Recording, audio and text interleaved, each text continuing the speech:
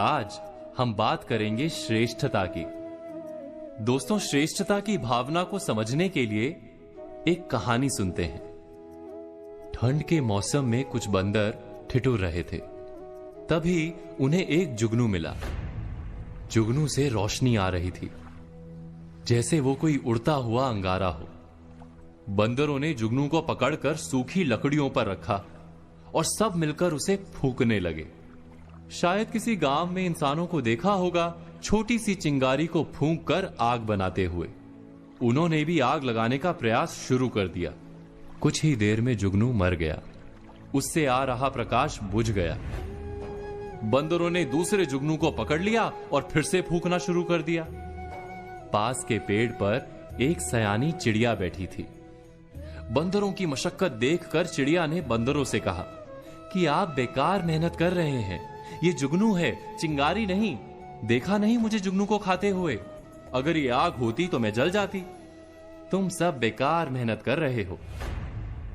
हम विचार करेंगे तो तुरंत जान पाएंगे कि हमारी भी आधी जिंदगी ऐसे ही कई प्रयासों में बीत जाती है। कोई आईने में अपना मुख देखकर अभिनेता बनने निकल पड़ता है। जीवन बीत जाता है मगर सफलता नहीं मिलती। कोई व्यवसाय करने का स्वप्न लेकर जीता है, नौकरी नहीं करता और दरिद्र रह जाता है। कोई जुए में लाखों जीतने का स्वप्न लेकर चलता रहता है और जीवन नष्ट कर देता है। क्या हम सब आग की आशा में किसी ना किसी जुगनू को नहीं फूंक रहे? उस कहानी की चिड़िया ने जब बंदरों से कहा कि तुम सब जुगनू को फूंक कर आग नहीं लगा पाओगे, तो बंदरों ने गुस्सा होकर उस चिड़िया को मार दिया। हमें भी जब कोई कहता है कि हम जिस स्वप्न को लेकर चल रहे हैं वो मिथ्या है, तो हमारा प्रतिभाव क्या ऐसा ही नहीं होता? क्या सलाह देने वाले पर हम गुस्सा नहीं हो जाते? अब यह भी आश्चर्य है कि एक और हमें कहा जाता है मनुष्य जब कोई स्वप्न लेकर मेहनत करता है तो अवश्य सफल होता है। दूसरी ओर यह भी कहा जाता है कि सारे स्वप्न सफल नहीं होते। समय आने पर जुगनू और चिंगारी का भेद समझना आवश्यक है। इस दुविधा का उपाय क्या है? जो व्यक्ति ये कहता है कि उसे किसी के सुझाव की आवश्यकता ही नहीं, जो व्यक्ति ये मानता है कि उससे अधिक बुद्धिमान अन्य कोई है ही नहीं और उसके सारे फैसले 100% सच हैं, वही श्रेष्ठता की भावना है।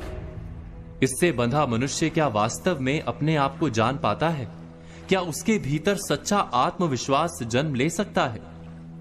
कहानी के बंदरों ने चिड़िया को मारते हुए यही कहा था कि हम इतने बड़े और विशाल हैं, इतने ताकतवर हैं, हमें तुम्हारी सलाह की कोई आवश्यकता ही नहीं। इस मिथ्या भावना के कारण वो बंदर आज भी जुगनू को फूंक मारकर आग जलाने की कोशिश में ठिठुर रहे हैं।